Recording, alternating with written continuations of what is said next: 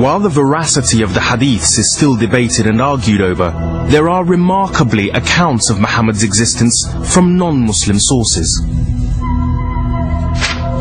Non-Muslim evidence for Muhammad is not copious, it exists. The name Muhammad is attested in Greek, Syriac and Armenian writings from, say, the first 30 years after the death of Muhammad, which 30 years after Muhammad's death is, I suppose, pretty good.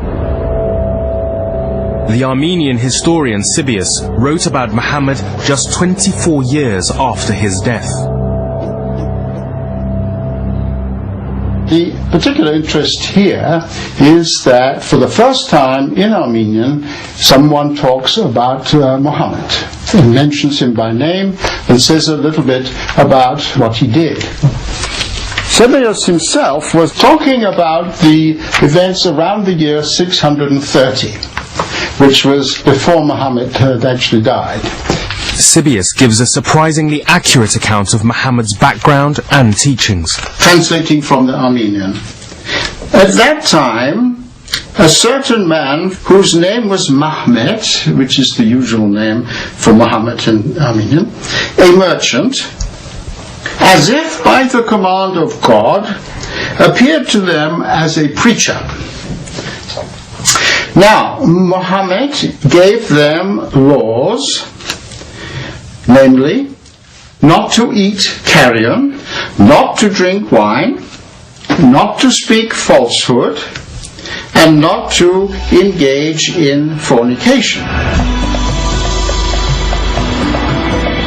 Sibius and other non-Muslim historians write about the existence of Muhammad in roughly the same time frame as Muslim accounts.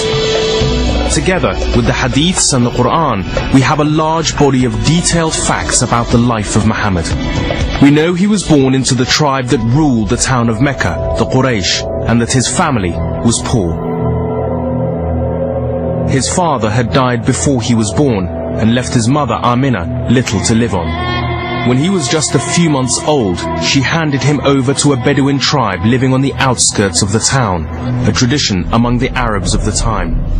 Muhammad had a Bedouin wet nurse and lived a nomadic life for the first 4 years of his life.